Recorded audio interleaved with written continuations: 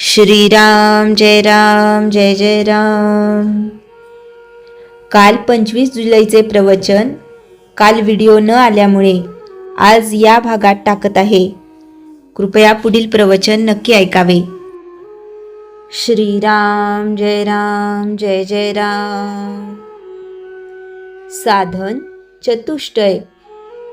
कोणतीही इमारत बांधित असताना अगोदर तिचा पाया जसा घालावा लागतो त्याप्रमाणे परमार्थ साधण्यासाठी अगोदर साधनांचा पाया घालावा लागतो. शास्त्राने 4 प्रकारचे साधन सांगितले आहे. प्रथम, नित्यानित्य वस्तू विवेक करावा. अनित्य जो विषय त्याच्या बाबतीत आपण उदास व्हावे आणि नित्य जो भगवंत त्याच्याकडे लक्ष द्यावे. नंतर या जगातल्या किंवा स्वर्गातल्या भोगाची वासना नाहीशी करावी. हे दुसरे साधन होय. आपले मन बाह्य विषयांकडे धाव घेते, तिथून त्याला खेचून आणावे आणि भगवंताकडे लावावे. आपण चूक केली नसतानाही कोणी जाच केला तरी शांतपणे सहन करावे. गुरूंच्या सांगण्यावर विश्वास ठेवावा. हर्षविषाद न मानता संतोषाने राहावे. हे तिसरे साधन होय. शेवटी भगवंताच्या भेटीची आणि सद्गुरूंच्या भेटीची खरी तळमळ लागावी. ही सर्व साधन सामग्री असेल तरच साधकाला ब्रह्मदर्शन घडेल. ब्रह्मदर्शन होण्यासाठी कडकडीत वैराग्य असावे लागते. पैशाचा लोभ पूर्णपणे गेला पाहिजे. मनामधली कामवासना पूर्णपणे गेली पाहिजे. मोहाला बळी पडता कामा नये. नुसता प्रपंच चांगला करणे हे काही मनुष्य जन्माचे ध्येय नव्हे. जनावरे देखील आपापला प्रपंच करतातच. मनुष्याने भगवंताची उपासना करून त्याची प्राप्ती करून घेतली पाहिजे, तरच प्रपंचातल्या कष्टांचे सार्थक होते. सध्याच्या परिस्थितीमध्ये उपासना करायला नामासारखा सोपा उपाय नाही. खरोखर भगवंताच्या नामामध्ये फार मोठे सामर्थ्य साठवलेले आहे.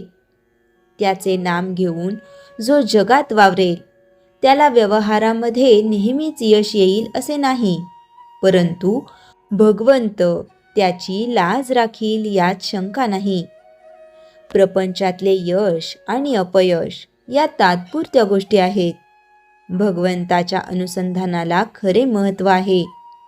रामाच्या इच्छेनेच आपल्याला सुखदुःख भोगावे लागते, पण हे आपल्याला सर्वांच्या शेवटी आठवते म्हणून सुखदुःख बाधते.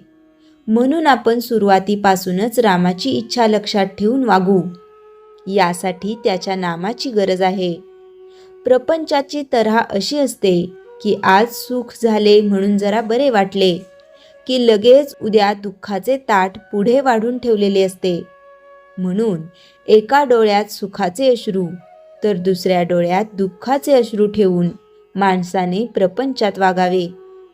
प्रत्येक गोष्ट भगवंताच्या इच्छेनेच जर घडते तर एकीचे सुख आणि दुसरीचे दुःख का मानावे. शहाण्या माणसाने आपले चित्त भगवंताच्या नामात गुंतवून ठेवावे आणि बरा वाईट जसा प्रसंग येईल त्यात सामील होऊन जावे. जो नाम घेईल त्याच्या मागे राम उभा आहे. नाम घेणाऱ्याचे राम कल्याण करतो. एवढे माझे सांगणे शेवटपर्यंत विसरू नका. श्रीराम जय जय राम. चैतन्यवाणी. अति प्रेमाने नाम घ्यावे. नामात तल्लीन झाल्यावर देहाची सुखदुःखे बाधणार नाही. श्रीराम जय जय राम. भगवंताचे नाम सोडू नका. संकल्प ही फार मोठी शक्ती आहे. इच्छा जर खरोखर अति प्रबळ झाली तर ती वस्तूला आपल्याकडे खेचून घेतल्याशिवाय राहणार नाही. तसेच भगवंताच्या प्राप्तीसाठी प्रबळ इच्छा धारण केली तर भगवंत भेटतो. प्रापंचिक वस्तू आपण कितीही मिळवल्या तरी त्या स्वभावतःच अपूर्ण असल्यामुळे त्यांच्या प्राप्तीपासून पूर्ण समाधान होत नाही. याच्या उलट भगवंत स्वतः पूर्ण असल्यामुळे आपल्या वासनांची पूर्ण तृप्ती होऊन त्या क्षीण बनतात आणि नंतर आपोआप नाहीशा होतात. म्हणून नेहमी भगवंत मला हवा अशी इच्छा करीत जावे. त्याचे नाम घेणे म्हणजे तू मला हवास असे म्हणणेच होय. खऱ्या प्रेमाने जर आपण आपला भार रामावर टाकला तर तो नेहमी आपल्या कल्पनेच्या बाहेर गोष्टी घडवून आणतो. आपला देह आणि प्रपंच भगवंताच्या सत्तेने चालतो ही जाणीव सतत ठेवून जगात वागावे, म्हणजे आपल्याला कधी कमी पडणार नाही. नामात एक विशेष आहे. विषयाकरता जरी नाम घेतले तरी विषय प्राप्त होऊनही ते आपले काम म्हणजे तुमचे मन निर्विषय करणे हे करीतच असते. म्हणून कशा करता का होईना नाम घ्या, पण निर्विषय होण्याकरता घेतले तर काम शीघ्र होईल. साधन तेच आणि साध्यही तेच. नामच एक सत्य आहे, यापरते दुसरे सत्य नाही, असा दृढ भाव असावा. आपण कोणतेही कृत्य करीत असताना ज्या करता ते आरंभले ते जसे नेहमी आपल्या डोळ्यासमोर असते त्याप्रमाणे नाम घेताना आपण ते कशा करता घेतो याची जाणीव अखंड असावी. ही जाणीव अखंड ठेवणे, मी भगवंताचा आहे हे जाणणे, याचे नाव अनुसंधान. वास्तविक आपण भगवंताचेच आहोत, पण भ्रमाने मी विषयाचा आहे असे वाटू लागले. संत तू विषयाचा नाहीस, भगवंताचा आहेस असे सांगतात. हीच संतांची कामगिरी. याकरिता ते नाम सांगतात. नाम घेणे म्हणजे मी विषयाचा नाही, भगवंताचा आहे असे मनाला सांगणे, मनात तशी जाणीव उत्पन्न करणे आणि ही जाणीव टिकवण्याकरिता पुन्हा पुन्हा मनाला तेच सांगणे, म्हणजे तेच नाम सतत घेणे. भगवंत खरोखरच मनापासून ज्याला हवा आहे त्याचे काम झालेच पाहिजे. आपल्याला जगताला मान, लौकिक, पैसा, विषय इत्यादी काही नको असे वाटते. तसे नसेल तर भगवंत मला हवे असे नुसते तोंडाने म्हणणे बरोबर नाही. ज्याला भगवंताचे प्रेम जोडायचे असेल त्याने जगाचा नाद सोडायला पाहिजे. जगाच्या मागे लागाल तर आपले साधन बुडवून बसाल. तुम्ही सतत भगवंताचे नाम घ्यावे आणि मनापासून भगवंताला आळवावे. तुम्ही कितीही पतित असला तरी पावन होऊन जाल, हा माझा तुम्हाला आशीर्वाद आहे. श्रीराम जय राम जय जय राम. चैतन्यवाणी. जो जो संकल्प उठेल तो रामस्मरण युक्त असला पाहिजे. श्रीराम जय राम जय जय राम. रामकृष्ण हरी. वारी संपते पण खरी सुरुवात तेव्हाच होते. आषाढी एकादशीनंतर पंढरपुरात नेमके काय घडते? आषाढी वारी म्हणजे फक्त पंढरपूरची पायी यात्रा नाही, ती संतांनी घडवलेली चालती बोलती अध्यात्मशाळा आहे.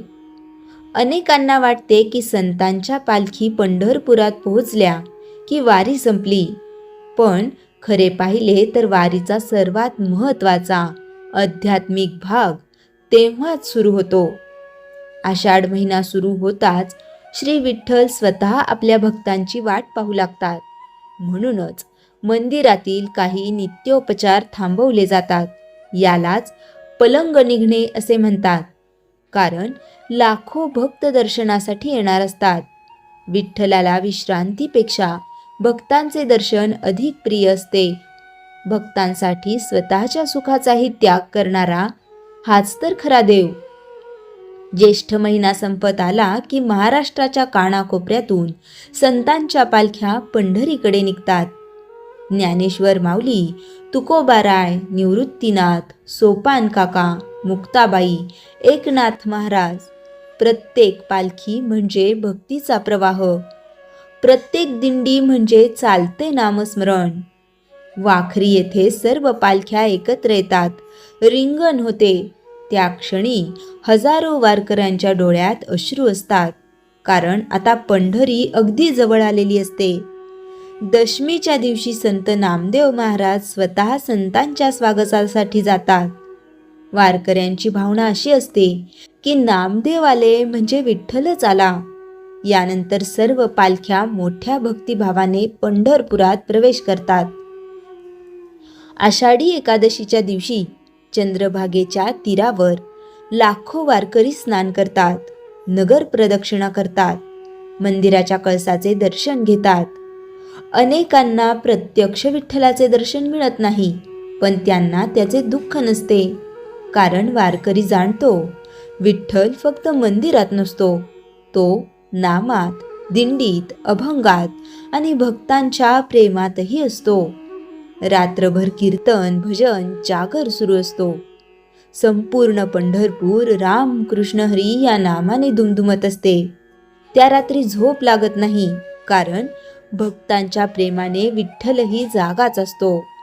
पौर्णिमेला गोपाळपुरात काला होतो. हा केवळ प्रसाद नसतो, तर वारीच्या सामोपचाराचा मंगल सोहळा असतो. संतांच्या पालख्या परतीचा प्रवास सुरू करतात.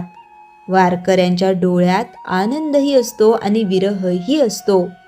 तेव्हा प्रत्येकाच्या अंतःकरणातून आर्त प्रार्थना उमटते, विठ्ठला पुढच्या आषाढीत पुन्हा तुझ्या वारीला बोलाव. वारी आपल्याला एकच गोष्ट शिकवते, देवापर्यंत पोहोचण्यासाठी मोठे मोठे यज्ञ, कठीण तपश्चर्या किंवा अफाट संपत्ती लागत नाही. एक निर्मळ मन, अखंड नामस्मरण आणि संतांनी दाखवलेला मार्ग पुरेसा असतो. म्हणूनच वारकरी म्हणतात, पंढरीची वारी म्हणजे चालता चालता मोक्षाचा मार्ग. संग्रहित. श्रीराम जय राम जय जय राम. जयाच्या जनी जन्मनामार्थ झाला, जयाने सदा वासनामात केला. जयाच्या मुखी सर्वदा नाम कीर्ती, नमस्कार तया ब्रह्मचैतन्य मूर्ती. श्रीराम जय राम जय जय राम. जानकी जीवन स्मरण जय जय राम.